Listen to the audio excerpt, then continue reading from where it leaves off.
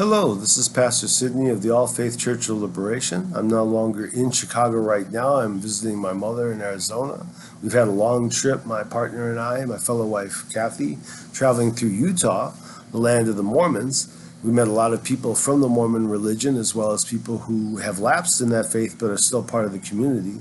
And it's a beautiful, blessed part of the country. I hope everyone gets a chance to visit it sometime. As we've gone through this, I've realized we went through Rosh Hashanah, which is the Happy New Year, so Happy New Year to everyone. My partner and I celebrated it in our own way, throwing some rocks into a moving river, which is a sign of getting rid of the old year. The thing that you may notice is that I'm not here. The background is here. You might have heard the theology of the rapture is that we would disappear and become part of the heaven, and everybody would be stuck down here in all kinds of perhaps terrible situations. That's not what's happening. We're all going to be part of this world, whether it be in a terrible situation or a good situation, whether we have the ability to bind together as people, believers and non-believers, friends and strangers, to unite ourselves as a people, and then unite that people with God, which is the message of Jesus Christ. Are we held up unto the throne of God?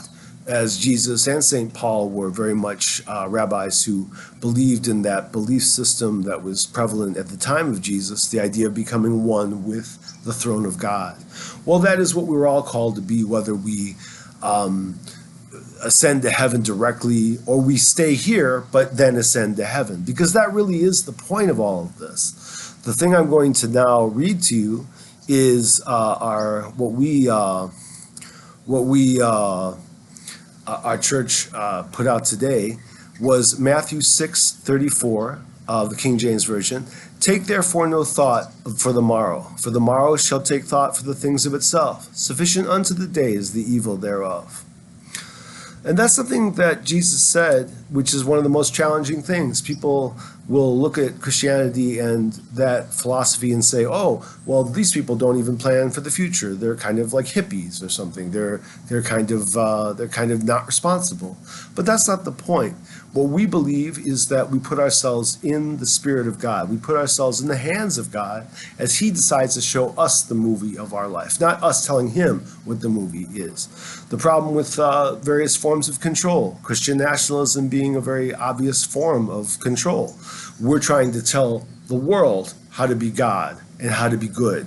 That's not the point. God is to try to tell each of us, whether we are the least of our brothers or the greatest, to find our own movie, if you will, our own life in the world. We should de-emphasize ourselves, whoever we are, whether we're whatever our occupation, whatever our family. We should try to lose ourselves in the Spirit of God and Spirit of the future and the past and the present in one moment, the eternal moment that we then become part of.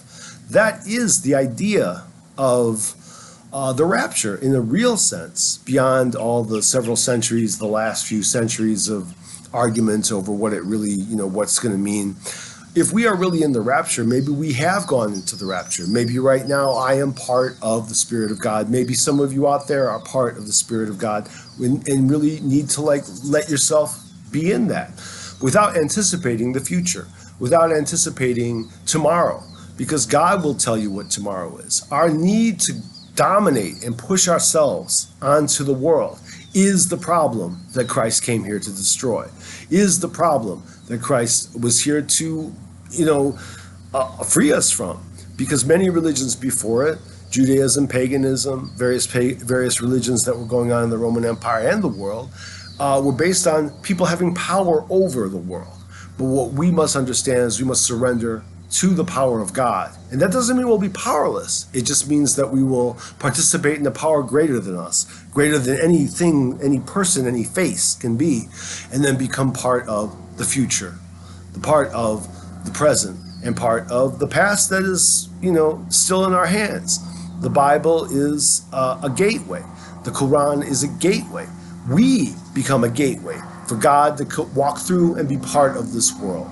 So for all of you who have been afraid, for all of you who are angry, for all of you who are fighting each other over what this thing called the rapture means and the end times means, feel the comfort of knowing that we will be filled with the Spirit at the right time. We will all be filled with the Spirit at the right time, and we will rise to the occasion that God has given us to live in this life. I hope the best for all the people listening, people who believe in the rapture theology, people who are very critical of the rapture theology, people who laugh at the rapture theology. All of you people of our planet need to just let go and let God, to use a phrase that was used during a retreat I had in high school, and just become part of the movie that we're all blessed to be part of. There's good guys and bad guys in every movie. In our own life, there'll be good guys and bad guys in our movie. But the idea is to rise beyond the conflict and get to the theme, which is God being one with us. That's what the rapture really means. That's what the second coming really means. The second coming is all of us becoming part of God and being part of his work.